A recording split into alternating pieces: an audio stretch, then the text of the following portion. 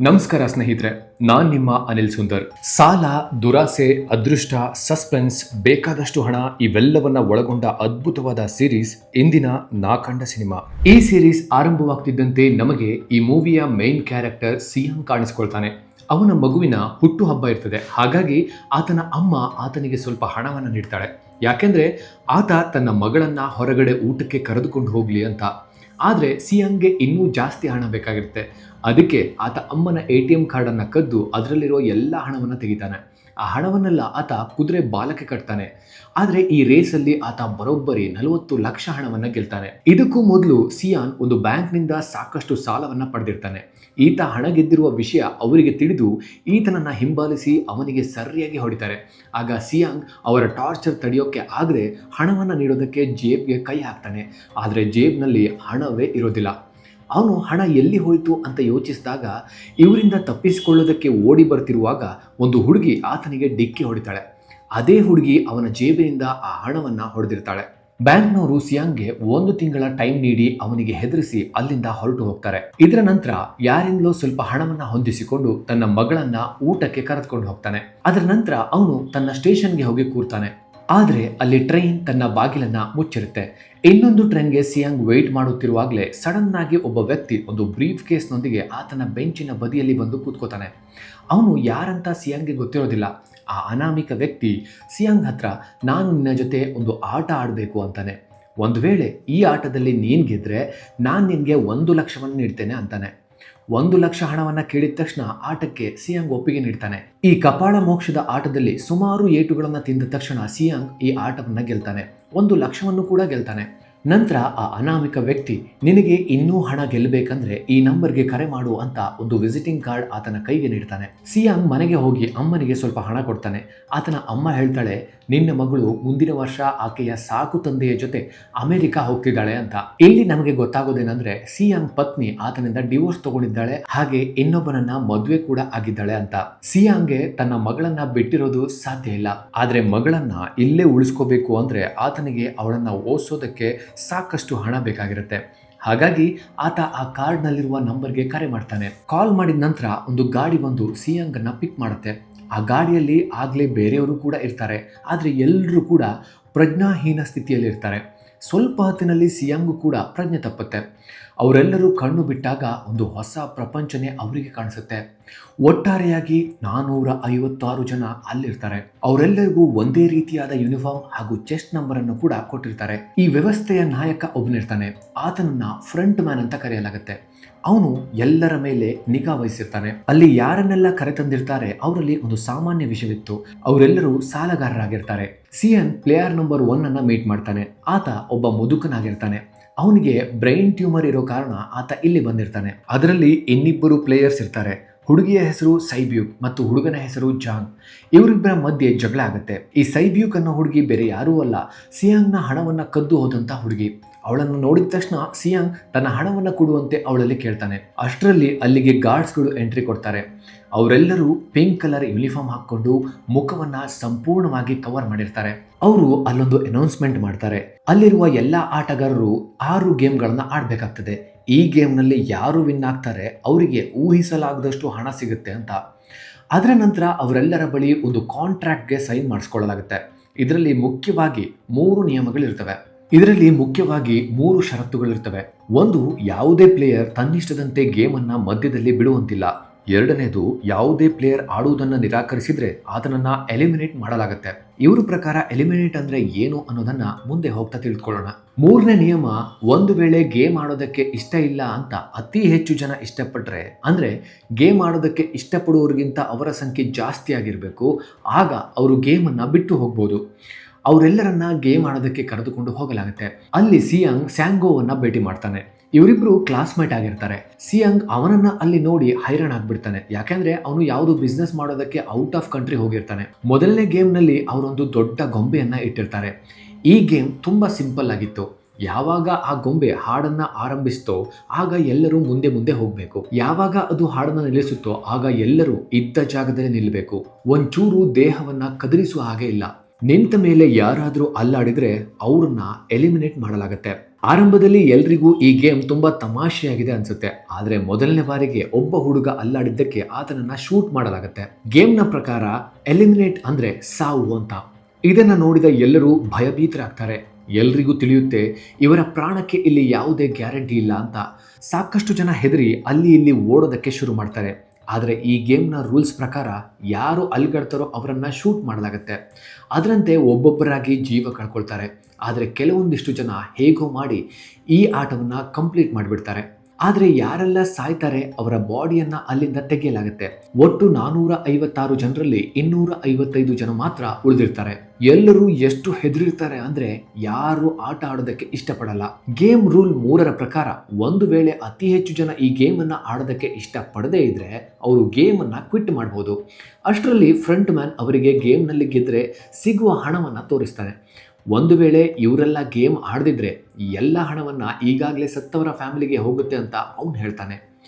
ಒಟ್ಟಾರೆ prize money 45 billion ಅಂದರೆ 4,000 ಕೋಟಿಯಷ್ಟು ಹಣ ಅದಾಗಿರುತ್ತೆ. ಈಗ ಫ್ರಂಟ್ ಮ್ಯಾನ್ ವೋಟಿಂಗ್ ಆರಂಭಿಸ್ತಾನೆ. ಆಗ ಹೆಚ್ಚು ಜನ ಈ ಗೇಮನ್ನು ಆಡೋದಕ್ಕೆ ಇಷ್ಟಪಡೋದಿಲ್ಲ. ಆಗ 2 ವೋಟ್ಗಳು ಟ್ಯಾಲಿಯಾಗಿ ಕೊನೆಯಲ್ಲಿ 1 ವೋಟು ಹೆಚ್ಚಾಗಿ ಅತಿ ಹೆಚ್ಚು ಜನ ಈ ಆಟ ಆಡೋದಕ್ಕೆ ಇಷ್ಟಪಡೋದಿಲ್ಲ. ಆಗ ಈ ಗೇಮನ್ನು ಅಲ್ಲಿಗೆ ಸ್ಟಾಪ್ ಮಾಡಲಾಗುತ್ತೆ. ಆದರೆ ಒಂದು ವೇಳೆ ಮುಂದಿನ ದಿನಗಳಲ್ಲಿ ಅವರೆಲ್ಲರೂ ಇಷ್ಟಪಟ್ಟರೆ ಮತ್ತೆ ಆ ಆಟಕ್ಕೆ ಬರಬಹುದು. ನಂತರ ಎಲ್ಲರನ್ನೂ ಅವರವರ ಮನೆಗೆ ಬಿಡಲಾಗುತ್ತೆ. ಮಾರನೇ ದಿನ ಸಿಯಾಂಗ್ ಪೊಲೀಸ್ ಸ್ಟೇಷನ್ಗೆ ಹೋಗಿ ಈ ಎಲ್ಲಾ ವಿಷಯಗಳನ್ನ ಹೇಳ್ತಾನೆ. ಆದರೆ ಪೊಲೀಸ್ನವರು ಇವನ ಮಾತುಗಳನ್ನ ನಂಬೋದೇ ಇಲ್ಲ. ಅವರೆಲ್ಲರೂ ಸಿಯಾನ್ನನ್ನ ಹುಚ್ಚ ಅನ್ಕೋತಾರೆ. ಆಗ ಸಿಯಾನ್ ತನ್ನ ಬಳಿ ಇದ್ದ ಕಾರ್ಡನ್ನು ಪೊಲೀಸ್ಗೆ ನೀಡ್ತಾನೆ. ಆದರೆ ಆ ನಂಬರ್ ರಾಂಗ್ ನಂಬರ್ ಆಗಿರುತ್ತೆ. ನಂತರ ಸಿಯಾನ್ ಮನೆಗೆ ಹೋದಾಗ ಅವನಮ್ಮ ಅಲ್ಲಿರೋದಿಲ್ಲ. ಇನ್ನೊಂದು ಕಡೆ ಸ್ಯಾಂಗೋ ತನ್ನ ತಾಯಿಯನ್ನ ಮರೆಯಿಂದ ನೋಡ್ತಾ ಇರೋದನ್ನ ಸಿಯಾನ್ ನೋಡ್ತಾನೆ. ಆಗ ಸ್ಯಾಂಗೋ ನನ್ನ ಮೇಲೆ 6 ಬಿಲಿಯನ್ ಸಾಲ ಇದೆ ಎಂಬ ವಿಷಯವನ್ನ ಸಿಯಾನ್ಗೆ ಹೇಳ್ತಾನೆ. ನಾನು ನನ್ನ ಗ್ರಾಹಕರಿಂದ ಹಣವನ್ನು ಪಡೆದು ಸ್ಟಾಕ್ ಮಾರ್ಕೆಟಲ್ಲಿ ಹಾಕಿದ್ದೆ, ಆದರೆ ಎಲ್ಲ ಹಣ ಕಳೆದುಕೊಂಡೆ ಅಂತಾನೆ. ಅಷ್ಟೊತ್ತಿಗೆ ಸಿಯಾನ್ಗೆ ಹಾಸ್ಪಿಟಲ್ನಿಂದ ಕರೆ ಬರುತ್ತೆ. ಸಿಯಾನ್ ತಾಯಿಗೆ ಕಾಲಿಗೆ ಗಾಯ ಆಗಿ ಆಸ್ಪತ್ರೆಯಲ್ಲಿರ್ತಾಳೆ. ಡಯಾಬಿಟಿಸ್ ಟ್ರೀಟ್ಮೆಂಟ್ ಮಾಡಿಕೊಳ್ಳದ ಕಾರಣ ಗಾಯ ಜಾಸ್ತಿ ಆಗಿರುತ್ತೆ ಅಂತ ಡಾಕ್ಟರ್ ಹೇಳ್ತಾರೆ. ನಿನ್ನ ಅಮ್ಮ ಸರಿ ಹೋಗ್ತಾರೆ, ಆದರೆ ನಾವು ಅವಳ ಕಾಲನ್ನು ಕತ್ತರಿಸಬೇಕಾಗತ್ತೆ ಅಂತಾರೆ. ಆದರೆ ಈ ಟ್ರೀಟ್ಮೆಂಟ್ಗೆ ಸಾಕಷ್ಟು ಹಣ ಬೇಕಿರುತ್ತೆ. ಆದರೆ ಸಿಯಾನ್ನ ಬಳಿ ಯಾವುದೇ ಹಣ ಇರೋದಿಲ್ಲ. ಸಿಯಾನ್ ತನ್ನ ತಾಯಿಯ ಇನ್ಶೂರೆನ್ಸ್ ಹಣವನ್ನು ಕೂಡ ನುಂಗಿ ನೀರು ಕುಡಿದಿರ್ತಾನೆ. ಆಗ ಸಿಯಾನ್ ಹಣವನ್ನು ಕೇಳೋದಕ್ಕೆ ತನ್ನ ಹೆಂಡತಿಯ ಬಳಿ ಹೋಗ್ತಾನೆ. ಆದರೆ ಆಕೆ ಇವನಿಗೆ ಹಣ ಕೊಡೋದಿಲ್ಲ. ಆಕೆ ತನ್ನ ಗಂಡನಿಗೆ ಹೇಳ್ತಾಳೆ ಹಣ ಕೇಳೋದಕ್ಕೆ ಸಿಯಾನ್ ಬಂದಿದ್ದ ಅಂತ. ಸಿಯಾನ್ ಹೊರಗೆ ಬಂದ ಮೇಲೆ ಆಕೆಯ ಗಂಡ ಹಣವನ್ನು ನೀಡೋದಕ್ಕೆ ಬರ್ತಾನೆ. ಜೊತೆಗೆ ನನ್ನ ಫ್ಯಾಮಿಲಿಯಿಂದ ದೂರ ಇರುವಂತ ಸಿಯಾನ್ಗೆ ಹೇಳ್ತಾನೆ. ಆಗ ಸಿಯಾನ್ ಆತನನ್ನ ಹೊಡಿತಾನೆ. ಆಗ ಸಿಯಾನ್ ಮಗಳು ಕೂಡ ಅಲ್ಲಿಗೆ ಬರ್ತಾಳೆ. ಇನ್ನೊಂದು ಕಡೆ ಸಿಯಾನ್ನ ಇನ್ನೊಬ್ಬ ಫ್ರೆಂಡ್ ತನ್ನ ಬಾಸ್ ಹತ್ತಿರ ತಾನು ದುಡಿದ ಹಣವನ್ನ ಕೊಡುವಂತೆ ಕೇಳ್ತಾನೆ. ಆದ್ರೆ ಆತ ಒಪ್ಪಲ್ಲ. ಆಗ ಅವರಿಬ್ಬರ ಮಧ್ಯೆ ಜಗಳ ಆಗಿ ಆತನ ಕೈ ಮಷಿನ್ಗೆ ಸಿಕ್ಕಿ ಹಾಕೊಂಡು ಕಟ್ಟಾಗತ್ತೆ. ಇದೇ ಸಮಯದಲ್ಲಿ ಸಿಯಾನ್ನ ಫ್ರೆಂಡ್ ಹಣವನ್ನು ತೆಗೆದುಕೊಂಡು ಅಲ್ಲಿಂದ ಓಡಿ ಹೋಗ್ತಾನೆ. ತಕ್ಷಣ ಆತ ಮನೆಗೆ ಓಡಿ ಬಂದು ನೀನು ಈ ಕೂಡಲೇ ಫ್ಲೈಟ್ ಹಿಡಿದು ಓಡಿ ಹೋಗು ಅಂತ ತನ್ನ ಹೆಂಡತಿಗೆ ಹೇಳ್ತಾನೆ. ಇನ್ನೊಂದು ಕಡೆ ಸೈಬ್ಯೂಕ್, ಸಿಯಾನ್ ಹಣ ಕದ್ದ ಹುಡುಗಿ, ತನ್ನ ಬಾಸ್ ಬಳಿ ಹಣ ಕೇಳೋದಕ್ಕೆ ಹೋಗ್ತಾಳೆ. ಯಾಕೆಂದ್ರೆ ಆಕೆಯ ಅಮ್ಮನನ್ನ ನಾರ್ತ್ ಕೊರಿಯಾದಿಂದ ಸೌತ್ ಕೊರಿಯಾಗೆ ತರಬೇಕಿತ್ತು. ಸೈಬ್ಯೂಕ್ ತನ್ನ ತಮ್ಮನಿಗೆ ಅಮ್ಮನನ್ನ ಕರೆತರೋದಾಗಿ ಹೇಳಿರ್ತಾಳೆ. ಇದರ ನಂತರ ನಮಗೆ ಒಬ್ಬ ಆಫೀಸರ್ ಅನ್ನ ತೋರಿಸಲಾಗುತ್ತೆ. ಈತನ ತಮ್ಮ ಹಲವು ವರ್ಷಗಳಿಂದ ಮಿಸ್ ಆಗಿರ್ತಾನೆ. ಅವನ ತಮ್ಮನಿದ್ದ ಮನೆಗೆ ಹೋದಾಗ ಕಳೆದ ಕೆಲವು ದಿನಗಳಿಂದ ಆತ ಮನೆಗೆ ಬಂದಿಲ್ಲ ಎಂಬ ವಿಷಯ ತಿಳಿಯುತ್ತೆ. ಅವನು ಮನೆಯಲ್ಲೆಲ್ಲ ಹುಡುಕಿದಾಗ ಒಂದು ಕಾರ್ಡ್ ಆತನಿಗೆ ಸಿಗುತ್ತೆ. ಅದೇ ಸೇಮ್ ಕಾರ್ಡ್ ಈ ಆಫೀಸರ್ ಸಿಯಾನ್ ಬಳಿ ಕೂಡ ನೋಡಿರ್ತಾನೆ. ಇದರ ಬಗ್ಗೆ ಆಫೀಸರ್ ಸಿಯಾನ್ನ ಹತ್ತಿರ ಕೇಳ್ತಾನೆ. ಆದರೆ ಸಿಯಾನ್ ಇದರ ಬಗ್ಗೆ ಏನೂ ಹೇಳೋದಿಲ್ಲ. ಸಿಯಾನ್ ಮರಳಿ ಮನೆಗೆ ಹೋದಾಗ ಆ ಕಾರ್ಡ್ ಸಿಯಾನ್ಗೆ ಮತ್ತೆ ಕಾಣಿಸಿಕೊಳ್ಳುತ್ತೆ. ಸಿಯಾನ್ ಮತ್ತೆ ಆ ಗೇಮ್ಗೆ ಹೋಗೋದಕ್ಕೆ ನಿರ್ಧಾರ ಮಾಡ್ತಾನೆ. ಮರಳಿ ಬಂದ ಎಲ್ಲಾ ಆಟಗಾರರನ್ನ ಪಿಕ್ ಮಾಡಿ ಒಂದು ಶಿಪ್ನ ಬಳಿ ಕರೆದುಕೊಂಡು ಹೋಗಲಾಗುತ್ತೆ. ಆಗ ಆಫೀಸರ್ ಅವರ ಗಾಡಿಯನ್ನ ಫಾಲೋ ಮಾಡಿಕೊಂಡು ಶಿಪ್ ತನಕ ಬಂದೇ ಬಿಡ್ತಾನೆ. ಆಫೀಸರ್ ಅದರಲ್ಲಿ ಒಬ್ಬ ಗಾರ್ಡ್ ಅನ್ನ ಹೊಡೆದು ತಾನು ಕೂಡ ಅವರೊಂದಿಗೆ ಸೇರಿಕೊಳ್ತಾನೆ. ಮತ್ತೆ ಗೇಮ್ ಆರಂಭವಾಗುತ್ತೆ. ಮುಂದಿನ ಗೇಮ್ ಯಾವುದು ಅಂತ ಯಾರಿಗೂ ಗೊತ್ತಿರುವುದಿಲ್ಲ. ಅವರಲ್ಲಿಯೇ ಬೇರೆ ಬೇರೆ ಟೀಮ್ ಮಾಡಲಾಗುತ್ತೆ. ಇಲ್ಲಿ ಸೈಬ್ಯೂಕ್ ಮತ್ತು ಇನ್ನೊಬ್ಬಳು ವಾಶ್ರೂಮ್ಗೆ ಹೋಗ್ತಾರೆ. ಸೈಬ್ಯೂಕ್ ಗಾರ್ಡ್ ನಿಂದ ತಪ್ಪಿಸಿಕೊಳ್ಳೋ ಮಾರ್ಗ ಹುಡುಕೋದಕ್ಕೆ ಮುಂದಾಗ್ತಾಳೆ. ಅಲ್ಲಿ ಗಾರ್ಡ್ಸ್ ಗಳೆಲ್ಲ ಅಡುಗೆ ಮಾಡ್ತಿರೋದು ಕಾಣಿಸುತ್ತೆ. ಅಲ್ಲಿ ಕಾವಲು ಕಾಯ್ತಿದ್ದ ಗಾರ್ಡ್ಸ್ಗೆ ಡೌಟ್ ಆಗಿ ವಾಶ್ರೂಮ್ಗೆ ಬಂದ ಈ ಇಬ್ಬರನ್ನ ಹುಡುಕಿಕೊಂಡು ಗಾರ್ಡ್ಸ್ ವಾಶ್ರೂಮ್ ಹತ್ರ ಬರ್ತಾನೆ. ಆದ್ರೆ ಅಷ್ಟರಲ್ಲಿ ಸೈಬ್ಯೂಕ್ ಬಂದಿರ್ತಾಳೆ. ನಂತರ ಸೈಬ್ಯೂಕ್ ತಾನು ನೋಡಿರೋದರ ಬಗ್ಗೆ ಅವಳಿಗೆ ಎಲ್ಲವನ್ನ ಹೇಳ್ತಾಳೆ. ಇಲ್ಲಿ ಸ್ಯಾಂಗೋ ಅವರಿಬ್ಬರ ಮಾತುಗಳನ್ನ ಕೇಳಿಸಿಕೊಳ್ತಾನೆ. ನಂತರ ಎಲ್ಲ ಪ್ಲೇಯರ್ಸ್ಗಳನ್ನ ಒಂದು ಪ್ಲೇ ಗ್ರೌಂಡ್ಗೆ ಕರೆದುಕೊಂಡು ಬರಲಾಗುತ್ತೆ. ಅವರ ಮುಂದೆ 4 ಆಕಾರಗಳನ್ನ ಮಾಡಲಾಗಿತ್ತು. 4ರಲ್ಲಿ ಒಂದನ್ನ ಆಯ್ಕೆ ಮಾಡಬೇಕಿತ್ತು. ಇಲ್ಲಿ ಸಿಯಾನ್ಗೆ ಗೊತ್ತಾಗುತ್ತೆ ಈ ಗೇಮ್ ಏನು ಅನ್ನೋದು. ಸಿಯಾನ್ ಸ್ಯಾಂಗೋಗೆ ಹೇಳ್ತಾನೆ ಎಲ್ಲರೂ ಬೇರೆ ಬೇರೆ ಶೇಪ್ಗಳನ್ನ ಆಯ್ಕೆ ಮಾಡಬೇಕು ಎಂದು. ಇಲ್ಲಿ ಅವರು ಆಯ್ಕೆ ಮಾಡಿದ ಒಂದು ಶೇಪ್ಗಳನ್ನ ಅವರಿಗೆ ನೀಡಲಾಗುತ್ತೆ. ಅವರಿಗೆ ಆ ಶೇಪ್ಗಳಿಗೆ ಹಾನಿಯಾಗದಂತೆ ಅದನ್ನ ಹೊರತೆಗೆಯಬೇಕು. ಶೇಪ್ಗಳಿಗೆ ಒಂದು ವೇಳೆ ಹಾನಿಯಾದ್ರೆ ಅವರನ್ನ ಎಲಿಮಿನೇಟ್ ಮಾಡಲಾಗುತ್ತೆ. ಇಲ್ಲಿ ಸ್ಯಾಂಗೋ ತನ್ನ ಶೇಪ್ ಅನ್ನ ಸುಲಭದಿಂದ ಹೊರತೆಗೆದ್ರೆ ಸಿಯಾನ್ ತುಂಬಾ ಕಷ್ಟಪಡ್ತಾನೆ, ಹಾಗೆ ಗಾಬರಿ ಕೂಡ ಆಗ್ತಾನೆ. ಆದ್ರೆ ಏನೋ ಒಂದು ಟ್ರಿಕ್ ಮಾಡಿ ಸಿಯಾನ್ ಈ ಗೇಮ್ ಅನ್ನ ಗೆದ್ದು ಬಿಡ್ತಾನೆ. ಮರಳಿ ಬಂದ 187 ಆಟಗಾರರಲ್ಲಿ 108 ಆಟಗಾರರು ಉಳಿದಿರ್ತಾರೆ. ಎಲ್ಲರಿಗೂ ಊಟವನ್ನ ನೀಡಲಾಗುತ್ತೆ. ಈ ಸಮಯದಲ್ಲಿ ಜಾಂಗ್ ಹಾಗೂ ಇನ್ನೊಬ್ಬನಿಗೆ ಜಗಳ ಆಗುತ್ತೆ. ಜಾಂಗ್ ಆ ಹುಡುಗನಿಗೆ ಹೊಡೆದ ಏಟಿಗೆ ಆ ಹುಡುಗ ಅಲ್ಲೇ ಸತ್ತು ಹೋಗ್ತಾನೆ. ಇಲ್ಲಿ ಈ ಪ್ಲೇಯರ್ಸ್ ಗಳ ಮಧ್ಯದಲ್ಲಿ ಒಬ್ಬ ಡಾಕ್ಟರ್ ಕೂಡ ಇರ್ತಾನೆ. ಡಾಕ್ಟರ್ ಗಾರ್ಡ್ಸ್ ಗಳ ಜೊತೆ ಸೇರಿ ಸತ್ತವರ ದೇಹದಿಂದ ಆರ್ಗನ್ ಗಳನ್ನ ತೆಗೆದು ಮಾರಾಟ ಮಾಡ್ತಾ ಇರ್ತಾನೆ. ಇವರ ಈ ಪ್ಲಾನ್ ಮುಖ್ಯಸ್ಥ ಫ್ರಂಟ್ ಮ್ಯಾನ್ ಗೆ ತಿಳಿದಿರುವುದಿಲ್ಲ. ಅವರು ಕಂಟ್ರೋಲ್ ರೂಮ್ ನಲ್ಲೂ ಕೂಡ ಒಬ್ಬ ವ್ಯಕ್ತಿಯನ್ನ ಇಟ್ಟಿರ್ತಾರೆ. ಅವನು ಮಿಸ್ಸಿಂಗ್ ವ್ಯಕ್ತಿಗಳ ವಿಡಿಯೋ ಫುಟೇಜ್ ಅನ್ನ ಡಿಲೀಟ್ ಮಾಡ್ತಿದ್ದ. ಗಾರ್ಡ್ಸ್ ಗಳು ಡಾಕ್ಟರ್ಗೆ ಗೇಮ್ ನ ಬಗ್ಗೆ ಮೊದಲೇ ಮಾಹಿತಿ ನೀಡ್ತಾ ಇರ್ತಾರೆ, ಯಾಕೆಂದ್ರೆ ಡಾಕ್ಟರ್ ಉಳಿಬೇಕು ಅಂತ. ಅದರಲ್ಲಿ ಒಬ್ಬ ಗಾರ್ಡ್ ನಾನಿವತ್ತು ಆಟಗಾರರಿಗೆ ಬೇಕು ಅಂತಾನೆ ಕಡಿಮೆ ಊಟ ಕೊಟ್ವಿ, ಯಾಕೆಂದ್ರೆ ಅವರು ತಮ್ಮೊಳಗೆ ಹೊಡೆದಾಡಿಕೊಳ್ಳಲಿ ಅಂತ. ಅವರು ಎಲ್ಲ ವೀಕ್ ಪ್ಲೇಯರ್ ಗೇಮ್ ನಿಂದ ಔಟ್ ಆಗುವ ಹಾಗೆ ಮಾಡ್ತಾರೆ. ಹಾಗೆ ಮುಂದಿನ ಗೇಮ್ ಬಗ್ಗೆಯೂ ಡಾಕ್ಟರ್ಗೆ ಗಾರ್ಡ್ ಹೇಳ್ತಾನೆ. ಇನ್ನು 30 ನಿಮಿಷಗಳಲ್ಲಿ ಅಲ್ಲಿ ಲೈಟ್ ಆಫ್ ಆಗಲಿದೆ. ಇಲ್ಲಿ ಸ್ಯಾಂಗೂಗೆ ಗೊತ್ತಿರುತ್ತೆ ಜಾಂಗ್ ಟೀಮ್ ಖಂಡಿತವಾಗಿ ಏನಾದ್ರೂ ಮೋಸದ ಆಟ ಆಡುತ್ತೆ ಅನ್ನೋದು. ಅದಕ್ಕೆ ಅವರನ್ನ ಕರೆದು ರಿಲ್ಯಾಕ್ಸ್ ಆಗಿರಿ ಎಂದು ಹೇಳ್ತಾನೆ. ಡಾಕ್ಟರ್ ಜಾಂಗ್ ಟೀಮ್ ಜಾಯಿನ್ ಆಗ್ತಾನೆ. ಹಾಗೆ ಮುಂದಿನ ಗೇಮ್ ಏನು ಅನ್ನೋದನ್ನ ಜಾಂಗ್ ಟೀಮ್ಗೆ ಹೇಳ್ತಾನೆ. ಸ್ವಲ್ಪ ಹೊತ್ತಿನಲ್ಲೇ ಲೈಟ್ಸ್ ಆಫ್ ಆಗುತ್ತೆ. ಆಗ ಜಾಂಗ್ ಟೀಮ್ ಎಲ್ಲರನ್ನ ಹೊಡೆಯೋದಕ್ಕೆ ಆರಂಭಿಸ್ತಾರೆ. ಜಾಂಗ್ ಒಂದು ಹುಡುಗಿಯನ್ನ ಕೊಂದು ಸೈಬ್ಯೂಕ್ ಅನ್ನ ಕೂಡ ಕೊಲ್ಲಲು ಹೋಗ್ತಾನೆ. ಆಗ ಸಿಯಾಂಗ್ ಅವಳನ್ನ ಕಾಪಾಡ್ತಾನೆ. ಆಗ ಗಾರ್ಡ್ಸ್ ಅಲ್ಲಿಗೆ ಬಂದು ಎಲ್ಲರನ್ನ ತಡಿತಾರೆ. ಈಗ ಟೋಟಲ್ 80 ಜನ ಇರ್ತಾರೆ. ನಂತರ 3ನೇ ಗೇಮ್ ಆರಂಭವಾಗುತ್ತೆ. ಇಲ್ಲಿ ಅವರಿಗೆ 10 ಜನ ಇರುವ ಟೀಮ್ಗಳನ್ನ ಮಾಡಿಕೊಳ್ಳಿ ಅಂತ ಹೇಳಲಾಗುತ್ತೆ. ಎಲ್ಲರೂ ಅವರವರ ಟೀಮ್ ಮಾಡ್ಕೊಳ್ತಾರೆ. ಜಾಂಗ್ಗೆ ಮುಂದಿನ ಗೇಮ್ನ ಬಗ್ಗೆ ಗೊತ್ತಿರೋದ್ರಿಂದ ಅವನು ಯಾವುದೇ ಹುಡುಗಿಯರನ್ನ ತನ್ನ ಟೀಮ್ ಅಲ್ಲಿ ಸೇರಿಸ್ಕೊಳ್ಳೋದಿಲ್ಲ. ಸಿಯಾಂಗ್ ಕೂಡ ಒಂದು ಟೀಮ್ ಅನ್ನ ಮಾಡ್ಕೊಳ್ತಾನೆ. ಅವನು ಸೈಬ್ಯೂಕ್ ಫ್ರೆಂಡ್ ಅನ್ನು ಕೂಡ ತನ್ನ ಟೀಮ್ ನಲ್ಲಿ ಸೇರಿಸಿಕೊಳ್ತಾನೆ. ಈ ಗೇಮ್ ಬೇರೆ ಯಾವುದೂ ಅಲ್ಲ, ಹಗ್ಗ ಜಗ್ಗಾಟವಾಗಿರ್ತದೆ. ಇಲ್ಲಿ ಪ್ರತಿ ಟೀಮ್ಗಳು ಅವರ ಎದುರಾಳಿ ಟೀಮ್ಗಳನ್ನ ಕೆಳಗೆ ಬೀಳಿಸಬೇಕು. ಗೇಮ್ ಆರಂಭವಾಗ್ತಿದ್ದಂತೆ ಜಾಂಗ್ ಟೀಮ್ ಸುಲಭವಾಗಿ ಈ ಗೇಮ್ ಅನ್ನ ಗೆದ್ದು ಬಿಡುತ್ತೆ. ಮುಂದಿನ ಗೇಮ್ ಸಿಯಾಂಗ್ ಟೀಮ್ ನದ್ದಾಗಿರುತ್ತೆ. ಇದರಲ್ಲಿರುವ ಪ್ಲೇಯರ್ ನಂಬರ್ 1 ಆ ಮುದುಕ ತನ್ನ ಜೀವನದಲ್ಲಿ ಸಾಕಷ್ಟು ಹಗ್ಗ ಜಗ್ಗಾಟ ಆಟಗಳನ್ನ ಆಡಿರ್ತಾನೆ. ಅವನು ಎಲ್ಲರಿಗೂ ಹೇಳಿಕೊಡ್ತಾನೆ ಈ ಗೇಮ್ ಅನ್ನ ಹೇಗೆ ಗೆಲ್ಲೋದು ಅಂತ. ಹಾಗಾಗಿ ಸಿಯಾಂಗ್ ಟೀಮ್ ಈ ಗೇಮ್ ಅನ್ನ ಗೆದ್ದು ಬಿಡುತ್ತೆ. ಮತ್ತೆ ಅನೌನ್ಸ್ಮೆಂಟ್ ಆಗುತ್ತೆ 20 ನಿಮಿಷಗಳ ನಂತರ ಲೈಟ್ ಆಫ್ ಆಗುತ್ತೆ ಅಂತ. ಆಗ ಸಿಯಾಂಗ್ ಹೇಳ್ತಾನೆ ಎಲ್ಲರಿಗೂ ರೆಡಿ ಆಗಿರಿ ಅಂತ, ಯಾಕಂದ್ರೆ ಜಾಂಗ್ ಟೀಮ್ ಇವರ ಮೇಲೆ ಅಟ್ಯಾಕ್ ಮಾಡುವ ಎಲ್ಲ ಲಕ್ಷಣಗಳು ಇರ್ತವೆ. ಮರುದಿನ ಡಾಕ್ಟರ್ಸ್ ಮತ್ತು ಗಾರ್ಡ್ಸ್ಗಳು ಡೆಡ್ ಬಾಡಿಯ ಆರ್ಗನ್ಸ್ ತೆಗಿತಾ ಇರ್ತಾರೆ. ಈ ಆರ್ಗನ್ಗಳನ್ನ ಡೆಲಿವರಿ ಮಾಡೋದಕ್ಕೆ ಗಾರ್ಡ್ ನಂಬರ್ 28 ಮತ್ತು 29ಗೆ ಹೋಗ್ಬೇಕಾಗಿರುತ್ತೆ. ಅದರಲ್ಲಿ ಒಂದು ಡೆಡ್ ಬಾಡಿಯಲ್ಲಿ ಒಂದೇ ಕಿಡ್ನಿ ಇತ್ತು. ಗಾರ್ಡ್ಸ್ ನಂಬರ್ 29 ಜಾಗದಲ್ಲಿ ಆತ ಬಂದಿರಲ್ಲ. ಕದ್ದು ಒಳಗೆ ಬಂದಿರುವ ಆಫೀಸರ್ ಬಂದಿರ್ತಾನೆ. ಅವನಿಗೆ ಆತನ ತಮ್ಮ ನೆನಪಿಗೆ ಬರ್ತಾನೆ, ಯಾಕೆಂದ್ರೆ ಆತನ ತಮ್ಮನಿಗೂ ಕೂಡ ಒಂದು ಕಿಡ್ನಿ ಇತ್ತು. ಇದಾದ ನಂತರ ಗಾರ್ಡ್ ನಂಬರ್ 28 ಮತ್ತು 29 ಅಂದ್ರೆ ಆಫೀಸರ್ ಆರ್ಗನ್ ಡೆಲಿವರಿಗೆ ಹೋಗ್ತಾರೆ. ಹೋಗುವ ದಾರಿಯಲ್ಲೆಲ್ಲ ಬಾಂಬ್ ಫಿಕ್ಸ್ ಮಾಡಿರೋದನ್ನ ಆಫೀಸರ್ ನೋಟಿಸ್ ಮಾಡ್ತಾನೆ. ಆಗ ನಂಬರ್ 28 ಹೇಳ್ತಾನೆ ನಾವು ಇಲ್ಲಿಂದ ಹೊರ ಹೋದ ತಕ್ಷಣ ಇದನ್ನ ಬ್ಲಾಸ್ಟ್ ಮಾಡ್ತಾರೆ ಅಂತ.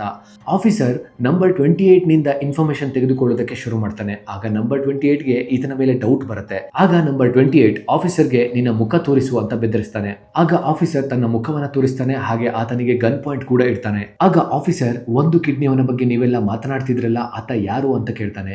ಆಗ ನಂಬರ್ 28 ಹೇಳ್ತಾನೆ ಅದು ಒಂದು ಹುಡುಗಿ ಅಂತಾನೆ. ನೀನು ಡಾಟಾ ರೂಮ್ಗೆ ಹೋಗು, ಅಲ್ಲಿ ಎಲ್ಲರ ಬಗ್ಗೆ ತಿಳಿದುಕೊಳ್ಳಬಹುದು ಅಂತಾನೆ. ಇದನ್ನ ಕೇಳಿಸಿಕೊಂಡ ನಂತರ ಆಫೀಸರ್ ನಂಬರ್ 28ಗೆ ಶೂಟ್ ಮಾಡ್ತಾನೆ. ಇನ್ನೊಂದು ಕಡೆ ಡಾಕ್ಟರ್ ಗಾರ್ಡ್ಸ್ಗೆ ಮುಂದಿನ ಗೇಮ್ ಯಾವುದು ಅಂತ ಹಠ ಹಿಡಿದು ಕೇಳ್ತಾನೆ. ಆದ್ರೆ ಈ ಬಾರಿ ಗಾರ್ಡ್ಸ್ಗಳಿಗೂ ಗೇಮ್ ಯಾವುದು ಅಂತ ಗೊತ್ತಿರೋದಿಲ್ಲ. ಅವನು ಒಬ್ಬ ಗಾರ್ಡ್ಸ್ನನ್ನ ಗಟ್ಟಿಯಾಗಿ ಹಿಡಿದು ಕೊಲೆ ಬೆದರಿಕೆ ಹಾಕ್ತಾನೆ. ಆಗ ಅವರಿಬ್ಬರ ಮಧ್ಯೆ ಜಗಳ ಶುರುವಾಗುತ್ತೆ. ಆಗ ಡಾಕ್ಟರ್ ಗಾರ್ಡ್ ಅನ್ನ ಕೊಂದು ಅಲ್ಲಿಂದ ಓಡಿ ಹೋಗ್ತಾನೆ. ಇನ್ನೊಬ್ಬ ಗಾರ್ಡ್ ಡಾಕ್ಟರ್ನ ಹಿಂಬಾಲಿಸಿ ಹೋಗ್ತಾನೆ. ಇಬ್ಬರು ಗೇಮ್ ಗ್ರೌಂಡ್ಗೆ ಬಂದು ತಲುಪ್ತಾರೆ. ಇಲ್ಲಿ ಗಾರ್ಡ್ ಡಾಕ್ಟರ್ ಅನ್ನ ಯಾಮಾರಿಸಿ ಕೊಲ್ಲುವ ಪ್ರಯತ್ನದಲ್ಲಿರ್ತಾನೆ. ಅಷ್ಟರಲ್ಲಿ ಮುಖ್ಯಸ್ಥ ಫ್ರಂಟ್ ಮ್ಯಾನ್ ಬಂದು ಡಾಕ್ಟರ್ ಮತ್ತು ಗಾರ್ಡ್ ಇಬ್ಬರನ್ನು ಶೂಟ್ ಮಾಡ್ತಾನೆ. ಅಷ್ಟರಲ್ಲಿ ಅವರಿಗೆ ನಂಬರ್ 28 ಡೆಡ್ ಬಾಡಿ ಕೂಡ ಸಿಗುತ್ತೆ. ಆಗ ಇವರಿಗೆ ಗೊತ್ತಾಗುತ್ತೆ ನಮ್ಮ ಸಿಸ್ಟಮ್ ಒಳಗೆ ಯಾರೋ ಕದ್ದು ಬಂದಿದ್ದಾರೆ ಅಂತ. ನಂತರ ಆಫೀಸರ್ ಫ್ರಂಟ್ ಮ್ಯಾನ್ ನನ್ನೇ ಫಾಲೋ ಮಾಡಿಕೊಂಡು ರೆಕಾರ್ಡ್ಸ್ ರೂಮ್ ನೊಳಗೆ ಬರ್ತಾನೆ. ಡಾಕ್ಟರ್ಗೆ ಅಲ್ಲಿ ಎಲ್ಲಾ ವಿನ್ನರ್ಸ್ಗಳ ಒಂದು ಲಿಸ್ಟ್ ಸಿಗುತ್ತೆ. ಅದರಲ್ಲಿ ಆತನ ತಮ್ಮನ ಹೆಸರು ಕೂಡ ಇರುತ್ತೆ. ಒಂದು ಸೀಸನ್ ನಲ್ಲಿ ಆತನು ಕೂಡ ವಿನ್ನರ್ ಆಗಿರ್ತಾನೆ. ಈಗ ಎಲ್ಲಾ ಪ್ಲೇಯರ್ಸ್ ಗಳನ್ನ 4ನೇ ಗೇಮ್ಗೆ ಕರೆದುಕೊಂಡು ಹೋಗ್ತಾರೆ. ಎಲ್ಲರಿಗೂ ಒಬ್ಬೊಬ್ಬ ಪಾರ್ಟ್ನರ್ ಅನ್ನ ಮಾಡಿಕೊಳ್ಳಲು ಹೇಳ್ತಾರೆ. ಎಲ್ಲರೂ ಅವರಿಗಿಷ್ಟವಾದ ಪಾರ್ಟ್ನರ್ ಅನ್ನ ಆಯ್ಕೆ ಮಾಡ್ಕೊಳ್ತಾರೆ. ಸೈಬ್ಯೂಕ್ನ ಗೆಳತಿಯಾದ ಈಕೆ ಕೂಡ ಎಲ್ಲರ ಬಳಿ ಹೋಗಿ ತನ್ನನ್ನ ಪಾರ್ಟ್ನರ್ ಮಾಡಿಕೊಳ್ಳುವಂತೆ ಕೇಳಿಕೊಳ್ತಾಳೆ. ಆದ್ರೆ ಯಾರೂ ಒಪ್ಪೋದಿಲ್ಲ. ನಂತರ ಎಲ್ಲಾ ಪ್ಲೇಯರ್ಗಳಿಗೆ 10 ಮಾರ್ಬಲ್ಸ್ಗಳನ್ನ ನೀಡಲಾಗುತ್ತೆ. ಇಲ್ಲಿ ಎಲ್ಲಾ ಪ್ಲೇಯರ್ಗಳು ತನ್ನ ಪಾರ್ಟ್ನರ್ನಿಂದ ಯಾವುದೇ ಬಲವಂತವಿಲ್ಲದೆ ಅವನ ಬಳಿ ಇರುವ ಎಲ್ಲಾ ಮಾರ್ಬಲ್ಗಳನ್ನ ತೆಗೆದುಕೊಳ್ಳಬೇಕಾಗಿರುತ್ತೆ. ಯಾರ ಬಳಿ ಮಾರ್ಬಲ್ಸ್ ಇರುವುದಿಲ್ಲವೋ ಅವರನ್ನ ಸಾಯಿಸಲಾಗುತ್ತೆ. ಸ್ಯಾಂಗೋ ಮತ್ತು ಸಿಯಾಂಗ್ ಫ್ರೆಂಡ್ ಸಮ ಮತ್ತು ಬೆಸ ಸಂಖ್ಯೆಯ ಗೇಮ್ ಆಡ್ತಾರೆ. ಅಂದ್ರೆ ಆಡ್ ಈವನ್ ಗೇಮ್ ಅಂತಾರೆ. ಇಲ್ಲಿ ಎದುರುಗಡೆ ಇರುವವರ ಬಳಿ ಎಷ್ಟು ಮಾರ್ಬಲ್ಸ್ ಇದೆ ಅದು ಆಡ ಈವನ್ ಅನ್ನೋದನ್ನ ಗೆಸ್ ಮಾಡಬೇಕಾಗಿರುತ್ತೆ. ಇಲ್ಲಿ ಸಿಯಾನ್ ಫ್ರೆಂಡ್ ಸ್ಯಾಂಗೋನ ಎಲ್ಲಾ ಮಾರ್ಬಲ್ಸ್ ಗಳನ್ನ ಗೆದ್ದು ಬಿಡ್ತಾನೆ. ಕೊನೆಯಲ್ಲಿ ಸ್ಯಾಂಗೋ ಹತ್ತಿರ 1 ಮಾರ್ಬಲ್ ಉಳಿದುಕೊಳ್ಳುತ್ತೆ. ಆಗ ಸ್ಯಾಂಗೋಗೂ ತಿಳಿಯುತ್ತೆ ಇನ್ನು ನಾನು ಬದುಕುಳಿಯೋದಿಲ್ಲ ಅಂತ. ಸ್ಯಾಂಗೋ ಸಿಯಾಂಗ್ ಫ್ರೆಂಡ್ ಬಳಿ ಇರುವ ಎಲ್ಲಾ ಮಾರ್ಬಲ್ ಗಳನ್ನ ಮೋಸದಿಂದ ತೆಗೆದುಕೊಂಡು ನಂತರ ಸ್ಯಾಂಗೋ ಮಾರ್ಬಲ್ಸ್ ಗಳನ್ನ ಗಾರ್ಡ್ಸ್ಗೆ ಹೋಗಿ ಕೊಡ್ತಾನೆ. ಸಿಯಾಂಗ್ ಫ್ರೆಂಡ್ ಮಾರ್ಬಲ್ ಅನ್ನ ಚೆಕ್ ಮಾಡಿದಾಗ ಅಲ್ಲಿ ಬರೀ ಕಲ್ಲುಗಳಿರ್ತವೆ. ಇನ್ನೊಂದು ಕಡೆ ಪ್ಲೇಯರ್ ನಂಬರ್ 1 ಏನೂ ತಿಳಿಯದೆ ಆ ಕಡೆ ಈ ಕಡೆ ಓಡಾಡ್ತಾನೆ. ಅವನಿಗೆ ಸ್ವಲ್ಪ ಮತಿಭ್ರಷ್ಟವಾಗುತ್ತೆ. ಹೇಗೋ ಮಾಡಿ ಸಿಯಾನ್ ಅವನನ್ನ ಆಟ ಆಡೋದಕ್ಕೆ ಮನವೊಲಿಸ್ತಾನೆ. ಇವರು ಕೂಡ ಈವನ್ ಆಡ್ ಗೇಮ್ ಅನ್ನ ಆಡ್ತಾರೆ. ಇಲ್ಲಿ ಆ ಮುದುಕ ಸಿಯಾನ್ ಬಳಿ ಇರುವ ಎಲ್ಲಾ ಮಾರ್ಬಲ್ ಗಳನ್ನ ಗೆದ್ದು ಬಿಡ್ತಾನೆ. ಆದ್ರೆ ಲಾಸ್ಟ್ ನಲ್ಲಿ ಇವನು ಆಡ್ ಚೂಸ್ ಮಾಡಿದ್ನೋ ಅಥವಾ ಈವನ್ ಚೂಸ್ ಮಾಡಿದ್ನೋ ಅನ್ನೋದನ್ನ ಮರ್ತು ಬಿಡ್ತಾನೆ. ಆಗ ಸಿಯಾನ್ ಈ ಅವಕಾಶವನ್ನ ಬಳಸಿಕೊಂಡು ಆತನ ಎಲ್ಲಾ ಮಾರ್ಬಲ್ ಗಳನ್ನ ಮೋಸದಿಂದ ಗೆಲ್ತಾನೆ. ಆದ್ರೆ ಈ ಮುದುಕ ಇನ್ನೂ 1 ಮಾರ್ಬಲ್ ಅನ್ನ ತನ್ನ ಬಳಿಯೇ ಇಟ್ಟುಕೊಂಡಿರ್ತಾನೆ. ಮತ್ತೆ ಆ ಮುದುಕ ಅಲ್ಲಿ ಇಲ್ಲಿ ಓಡಾಡೋದಕ್ಕೆ ಆರಂಭಿಸ್ತಾನೆ. ಆದ್ರೆ ಸಿಯಾನ್ ಆತನಲ್ಲಿ ಇನ್ನೊಂದು ಆಟ ಆಡುವಂತೆ ರಿಕ್ವೆಸ್ಟ್ ಮಾಡ್ತಾನೆ. ಆದರೆ ಮುದುಕ ಸಿಯಾಂಗ್ಗೆ ಹೇಳ್ತಾನೆ, ನನಗೆ ಗೊತ್ತು ನೀನು ನನ್ನ ಎಲ್ಲಾ ಮಾರ್ಬಲ್ಗಳನ್ನ ಮೋಸದಿಂದ ಗೆದ್ದೆ ಅಂತ. ನನಗೆ ಎಲ್ಲ ಗೊತ್ತು, ನಾನು ಆಡುವಾಗ ಹುಚ್ಚನಂತ ಆಕ್ಟಿಂಗ್ ಮಾಡಿದ್ದೆ ಅಂತಾನೆ. ಇದನ್ನು ಕೇಳಿದ ಸಿಯಾನ್ ದುಃಖದಿಂದ ಮೋಸದಿಂದ ಗೆದ್ದ ಎಲ್ಲಾ ಮಾರ್ಬಲ್ಗಳನ್ನ ಆ ಮುದುಕನಿಗೆ ಕೊಡ್ತಾನೆ. ಆದ್ರೆ ಮುದುಕ ಈ ಗೇಮ್ ಅನ್ನ ತ್ಯಾಗ ಮಾಡ್ತಾನೆ. ಹಾಗಾಗಿ ಸಿಯಾನ್ ಗೆಲ್ತಾನೆ. ಇನ್ನೊಂದು ಕಡೆ ಸೈಬ್ಯೂಕ್ ಹಾಗೂ ಅವಳ ಪಾರ್ಟ್ನರ್ ಕೂಡ ಗೇಮ್ ಆಡ್ತಾರೆ. ಯಾರು ಹೆಚ್ಚು ಮಾರ್ಬಲ್ಗಳನ್ನ ಗೋಡೆಯ ಬಳಿ ಎಸಿತಾರೆ ಅವರು ವಿನ್ನರ್ ಆಗ್ತಾರೆ ಅಂತ. ಸೈಬ್ಯೂಕ್ ಮೊದಲ ಮಾರ್ಬಲ್ ಅನ್ನ ಗೋಡೆಯ ಬಳಿ ಎಸಿತಾಳೆ. ಆದ್ರೆ ಆಕೆಯ ಪಾರ್ಟ್ನರ್ ಎಲ್ಲಾ ಮಾರ್ಬಲ್ಗಳನ್ನ ತನ್ನ ಕಾಲ ಬಳಿಯೇ ಎಸಿತಾಳೆ. ಆಗ ಕೋಪಗೊಂಡ ಸೈಬ್ಯೂಕ್ ಮತ್ತೊಮ್ಮೆ ಗೇಮ್ ಆಡುವಂತೆ ಹೇಳ್ತಾಳೆ. ಆಕೆ ಹೇಳ್ತಾಳೆ, ನನ್ನ ಹಿಂದೆ ಮುಂದೆ ಯಾರೂ ಇಲ್ಲ, ನಿಂಗೆ ಹಾಗಲ್ಲ ಅಂತಾಳೆ. ನಿನ್ನ ತಮ್ಮ ನಿಂಗೋಸ್ಕರ ವೆಯ್ಟ್ ಮಾಡ್ತಾ ಇದ್ದಾನೆ. ಇವರಿಬ್ಬರಲ್ಲಿ ಸೈಬ್ಯೂಕ್ನ ಫ್ರೆಂಡ್ ಸಾಯ್ತಾಳೆ. ಎಲ್ಲರ ಡೆಡ್ ಬಾಡಿ ಅಲ್ಲಿಂದ ಹೋದ ಮೇಲೆ ಉಳಿದ ಆಟಗಾರರೆಲ್ಲರೂ ಅಲ್ಲಿಂದ ರೂಮ್ಗೆ ಬರ್ತಾರೆ. ಆದ್ರೆ ರೂಮ್ ನಲ್ಲಿ ಜಾಂಗ್ ಗೆಳತಿ ಆರಾಮಾಗಿ ಕೂತಿರ್ತಾಳೆ. ಹಾಗೆ ಜಾಂಗ್ನ ತಮಾಷೆ ಮಾಡಿ ಕಾಲೆಳೆತ ಕೂಡ ಇರ್ತಾಳೆ. ಈಗ ಅವರಿಬ್ಬರು ಯಾವುದೋ ಕಾರಣಕ್ಕೆ ಮಾತನಾಡ್ತಿರೋದಿಲ್ಲ. ಇನ್ನೊಂದು ಕಡೆ ಫ್ರಂಟ್ ಮ್ಯಾನ್ಗೆ ಆಫೀಸರ್ ID ಕಾರ್ಡ್ ಕೂಡ ಸಿಗುತ್ತೆ. ಅಷ್ಟರಲ್ಲಿ ಫ್ರಂಟ್ ಮ್ಯಾನ್ಗೆ ಇನ್ಫಾರ್ಮೇಶನ್ ಬರುತ್ತೆ ಎಲ್ಲ VIP ಬಂದಿರ್ತಾರೆ ಅಂತ. ಫ್ರಂಟ್ ಮ್ಯಾನ್ ಅವರೆಲ್ಲರನ್ನ ರಿಸೀವ್ ಮಾಡ್ಕೊಳ್ಳೋದಕ್ಕೆ ಹೋಗ್ತಾನೆ. ಎಲ್ಲ VIP ಮೈನ್ ರೂಮ್ ನಲ್ಲಿ ಬಿಟ್ಟು ಅವರು ಬಂದಿರೋ ವಿಷಯವನ್ನ ಈತನಿಗಿಂತ ಮೇಲಿನ ಒಬ್ಬ ಮುಖ್ಯಸ್ಥನಿಗೆ ತಿಳಿಸ್ತಾನೆ. ಇವನ ಮೇಲಿರುವ ಮತ್ತೊಬ್ಬ ಮುಖ್ಯಸ್ಥ ಯಾರು ಅನ್ನೋದನ್ನ ಹೋಗ್ತಾ ಹೋಗ್ತಾ ತಿಳಿಯೋಣ. ನೆಕ್ಸ್ಟ್ ಡೇ ಎಲ್ಲರನ್ನ 5ನೇ ಗೇಮ್ಗೆ ಕರೆತರಲಾಗುತ್ತೆ. ಇಲ್ಲಿ 1 ರಿಂದ 16 ನಂಬರ್ಗಳಿರ್ತವೆ. ಇಲ್ಲಿ ಎಲ್ಲಾ ಪ್ಲೇಯರ್ಗಳು ತಮ್ಮ ತಮ್ಮ ನಂಬರ್ ಅನ್ನ ತೆಗೆದುಕೊಳ್ತಾರೆ. ಈ ನಂಬರ್ಗಳ ಪ್ರಕಾರ ಆತನ ಆಡುವ ಸಮಯ ಬರುತ್ತೆ ಅನ್ನೋದಾಗಿರುತ್ತೆ. ಲಾಸ್ಟ್ ಅಲ್ಲಿ ನಂಬರ್ 1 ಮತ್ತು ನಂಬರ್ 16 ಉಳಿದುಕೊಳ್ಳುತ್ತೆ. ಇಲ್ಲಿ ಸಿಯಾಂಗ್ ತುಂಬಾ ಕನ್ಫ್ಯೂಸ್ ಆಗ್ತಾನೆ. 1 ತೆಗೊಳ್ಳ ಅಥವಾ 16 ತೆಗೊಳ್ಳ ಅಂತ. ಯಾಕೆಂದ್ರೆ 1 ತಗೊಂಡ್ರೆ ಗೇಮ್ ಏನಂತ ಗೊತ್ತಿಲ್ಲ. ಆ ಗೇಮ್ ಇವನೇ ಫಸ್ಟ್ ಆಡ್ಬೇಕಾಗಿ ಬಂದ್ರೆ, ಅದೇ 16 ತಗೊಂಡ್ರೆ ಸಮಯ ಮುಗಿದು ಹೋಗಿ ಇವನಿಗೆ ಆಟ ಆಡೋದಕ್ಕೆ ಸಿಗದೇ ಇದ್ರೆ, ಅಷ್ಟರಲ್ಲಿ ಇನ್ನೊಬ್ಬ ಪ್ಲೇಯರ್ ಬಂದು ನನಗೆ ನಂಬರ್ 1 ಬೇಕು ಅಂತಾನೆ. ಯಾಕೆಂದ್ರೆ ನಾನು ಜೀವನದಲ್ಲಿ ಇದುವರೆಗೂ ಫಸ್ಟ್ ಬಂದಿಲ್ಲ ಅಂತಾನೆ. ಈಗ ಅವರೆಲ್ಲರನ್ನ ಗೇಮ್ ಆಡೋದಕ್ಕೆ ಕರೆದುಕೊಂಡು ಹೋಗ್ತಾರೆ. ಈ ಗೇಮ್ನ ರೂಲ್ ಕೊಟ್ಟ ಸಮಯದಲ್ಲಿ ಅವರು ಈ ಬ್ರಿಡ್ಜ್ ಅನ್ನ ದಾಟಬೇಕು. ಈ ಬ್ರಿಡ್ಜ್ ನಲ್ಲಿ 2 ತರನಾದ ಗ್ಲಾಸ್ ಗಳನ್ನ ಅಳವಡಿಸಲಾಗಿರುತ್ತೆ. ಒಂದು ನಾರ್ಮಲ್ ಗ್ಲಾಸ್, ಇನ್ನೊಂದು ಟೆಂಪರ್ಡ್ ಗ್ಲಾಸ್. ನಾರ್ಮಲ್ ಗ್ಲಾಸ್ ಮೇಲೆ ಅವರು ಕಾಲಿಟ್ರೆ ಗ್ಲಾಸ್ ಒಡೆದು ಹೋಗುತ್ತೆ. ಆಗ ಅವರು ಕೆಳಗೆ ಬೀಳ್ತಾರೆ. ಗೇಮ್ ಆರಂಭವಾಗಿ ಒಬ್ಬೊಬ್ಬರಾಗಿ ಕೆಳಗೆ ಬೀಳ್ತಾರೆ. ಈ ಆಟದ ಸಮಯದಲ್ಲಿ ಜಾಂಗ್ ಮುಂದೆ ಹೋಗುವುದೇ ಇಲ್ಲ, ನಿಂತಲ್ಲೇ ನಿಂತಿರ್ತಾನೆ. ಈಗ ಅವರ ಬಳಿ ಇರೋದು 2 ಆಪ್ಷನ್. ಒಂದ ಜಾಂಗ್ ಮುಂದೆ ಹೋಗ್ಬೇಕು, ಇಲ್ಲ ಅಂದ್ರೆ ಎಲ್ರೂ ಅಲ್ಲೇ ಸಾಯ್ಬೇಕು. ಆಗ ಅಲ್ಲಿ ಜಾಂಗ್ ನಿಂದ ಮೋಸ ಆಗಿದ್ದಂತ ಅವನ ಗೆಳತಿ, ನಾನು ಹೇಳಿದ್ನಲ್ಲ ನಿನ್ನ ಸಾವು ನನ್ನ ಕೈಯಲ್ಲೇ ಅಂತ ಹೇಳಿ ಜಾಂಗ್ ಅನ್ನ ಗಟ್ಟಿಯಾಗಿ ಹಿಡಿದುಕೊಂಡು ಗಾಜಿನ ಮೇಲೆ ಬಿದ್ದು ಕೆಳಗೆ ಬೀಳ್ತಾಳೆ. ಇಬ್ರು ಸತ್ತೋಗ್ತಾರೆ. ಆಟ ಮುಂದುವರಿಯುತ್ತೆ. ಆದ್ರೆ ಈ ಪ್ಲೇಯರ್ಸ್ ಗಳಲ್ಲಿ ಒಬ್ಬ ಗಾಜಿನ ಕಂಪನಿಯಲ್ಲಿ ಕೆಲಸ ಮಾಡಿದ್ದವನ ಇದ್ದ.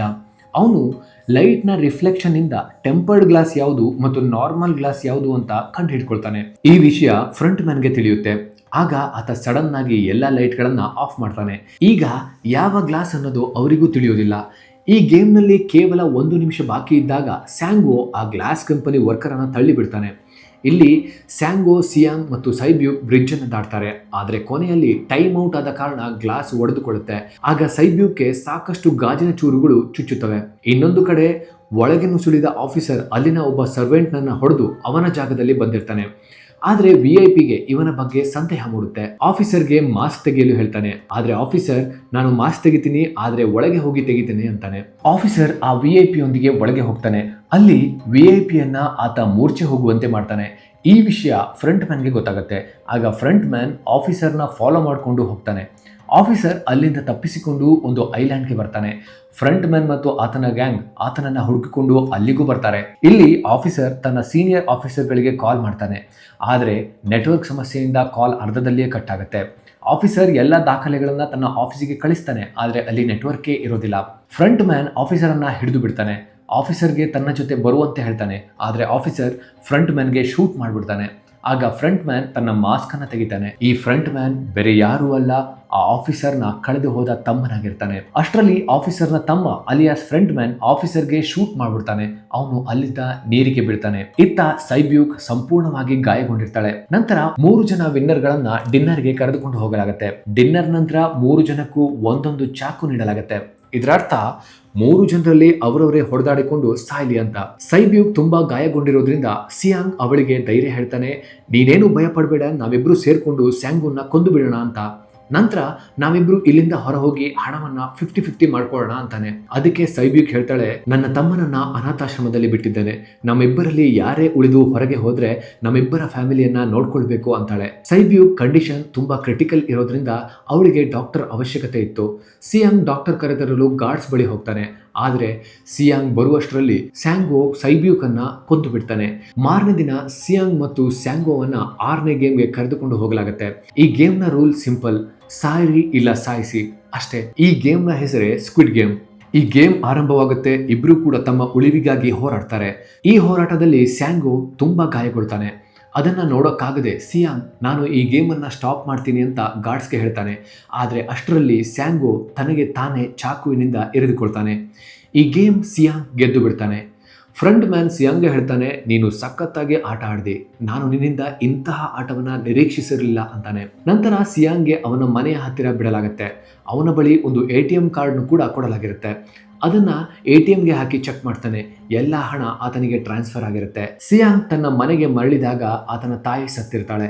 ನಂತರ ನೇರವಾಗಿ 1 ವರ್ಷದ ನಂತರ ಸೀನ್ ಅನ್ನ ತೋರಿಸಲಾಗುತ್ತೆ. ಇಲ್ಲಿ ಸಿಯಾಂಗ್ನ ದೇಹದ ರೂಪುರೇಷೆ ತುಂಬಾ ಬದಲಾಗಿರುತ್ತೆ. ಆತ ಕುಗ್ಗಿ ಹೋಗಿರ್ತಾನೆ. ಅವನು ಡ್ರಗ್ ಅಡಿಕ್ಟ್ ಆಗಿರ್ತಾನೆ. ಆತ ಇಲ್ಲಿಯ ತನಕೂ ಆ ATMನಲ್ಲಿದ್ದ 1 ರೂಪಾಯಿಯನ್ನು ಕೂಡ ಖರ್ಚು ಮಾಡಿರೋದಿಲ್ಲ. ಅವನಿಗೆ ಒಬ್ಳು ಹೂ ಮಾರೋಳು ಸಿಕ್ಕಿ ಒಂದು ಕಾರ್ಡ್ ಅನ್ನು ನೀಡ್ತಾಳೆ. ಆತ ಅಲ್ಲಿಗೆ ಹೋದಾಗ ನಂಬರ್ 1 ಪ್ಲೇಯರ್ ಸಿಯಾಂಗ್ಗೆ ಸಿಗ್ತಾನೆ. ಅಂದ್ರೆ ಆ ಮುದುಕ. ಈ ಎಲ್ಲ ಗೇಮ್ನ ಮಾಸ್ಟರ್ ಮೈಂಡ್ ಆ ಮುದುಕ ಆಗಿರ್ತಾನೆ. ಆತ ಇನ್ನು ಬದುಕೇ ಇರ್ತಾನೆ. ಆ ಮುದುಕ ಸಿಯಾಂಗ್ಗೆ ಹೇಳ್ತಾನೆ, ನಾನು ನನ್ನ ಜೀವನದಲ್ಲಿ ತುಂಬ ಬೋರ್ ಆಗಿದ್ದೆ. ಈ ಎಲ್ಲ ಗೇಮ್ಗಳನ್ನು ನಾನು ನನ್ನ ಕ್ಲೈಂಟ್ ಜೊತೆ ಸೇರ್ಕೊಂಡು ಮಾಡಿದ್ದೇನೆ. ನನಗೆ ಜನ ಸಾಯೋದನ್ನು ನೋಡೋದಕ್ಕೆ ಖುಷಿಯಾಗುತ್ತೆ ಅಂತಾನೆ. ನಾನು ಯಾರನ್ನೂ ಕೂಡ ಈ ಗೇಮ್ ಆಡುವಂತೆ ಫೋರ್ಸ್ ಮಾಡಲಿಲ್ಲ. ನಾನು ಕೂಡ ಈ ಗೇಮ್ನಲ್ಲಿ ಭಾಗಿಯಾದೆ. ನನಗೆ ಗೇಮ್ ನೋಡೋದಕ್ಕಿಂತ ಆಡೋದ್ರಲ್ಲೇ ಮಜಾ ಬರುತ್ತೆ ಅಂತಾನೆ. ನಿನ್ನ ಬಳಿ ಇರುವ ಎಲ್ಲ ಹಣ ನನ್ನದೇ ಅಂತಾನೆ. ಇದನ್ನ ಹೇಳಿ ಆತ ಅಲ್ಲೇ ಪ್ರಾಣ ಬಿಡ್ತಾನೆ. ನಂತರ ಸಿಯಾಂಗ್ ಸೈಬ್ಯೂಕ್ನ ತಮ್ಮನ ಬಳಿ ಹೋಗಿ ಆತನನ್ನ ಕರೆದುಕೊಂಡು ಸ್ಯಾಂಗ್ಯೂನ ತಾಯಿ ಬಳಿ ಬಿಡ್ತಾನೆ. ಆ ಹುಡುಗನನ್ನ ನೋಡಿಕೊಳ್ಳಲು ಸ್ಯಾಂಗ್ಯೂನ ತಾಯಿಗೆ ಹೇಳ್ತಾನೆ. ಹಾಗೆ ಒಂದು ಬ್ಯಾಗ್ ತುಂಬ ಹಣವನ್ನು ಕೂಡ ನೀಡ್ತಾನೆ. ನಂತರ ಸಿಯಾಂಗ್ ಒಂದು ಸ್ಟೇಷನ್ಗೆ ಹೋಗ್ತಾನೆ. ಅಲ್ಲಿ ಆತನಿಗೆ ಈ ಸೀರೀಸ್ನ ಆರಂಭದಲ್ಲಿ ಸಿಕ್ಕಿದ್ದ ಕಾರ್ಡ್ ನೀಡಿದ್ದ ವ್ಯಕ್ತಿ ಸಿಗ್ತಾನೆ. ಅವನನ್ನ ಹಿಡಿಯಲು ಪ್ರಯತ್ನ ಪಡ್ತಾನೆ. ಆದರೆ ಆತ ಅಲ್ಲಿಂದ ಎಸ್ಕೇಪ್ ಆಗ್ತಾನೆ. ಸಿಯಾಂಗ್ ಆತ ಈಗ ಮತ್ತೆ ನೀಡಿದ ಕಾರ್ಡ್ಗೆ ಕಾಲ್ ಮಾಡಿ, ನೀವೆಲ್ಲ ಯಾರು, ಯಾಕೆ ಜನರ ಜೊತೆ ಹೀಗೆ ಆಟ ಆಡ್ತಿದ್ದೀರಾ ಅಂತ ಕೇಳ್ತಾನೆ. ಆಗ ಅಲ್ಲಿಂದ ಉತ್ತರ ಬರುತ್ತೆ, ನಿನಗೆ ಜೀವಂತವಾಗಿ ಉಳಿಬೇಕು ಅಂದರೆ ಈಗ ಬಂದ ಪ್ಲೇನನ್ನು ಹತ್ತು ಅಂತಾರೆ. ಅಲ್ಲಿಗೆ ಈ ಸೀರೀಸ್ ಅಂತ್ಯವಾಗುತ್ತೆ. ಈಗ ಹೇಳಿ, ನೀವು ಜೀವದ ಹಂಗು ತೊರೆದು ಈ ಗೇಮ್ ಆಡಲು ತಯಾರಿದ್ದೀರಾ? ಕಮೆಂಟ್ ಮಾಡಿ. ಸಂಪೂರ್ಣವಾಗಿ ವಿಡಿಯೋವನ್ನು ನೋಡಿದ್ದಕ್ಕಾಗಿ ಧನ್ಯವಾದಗಳು.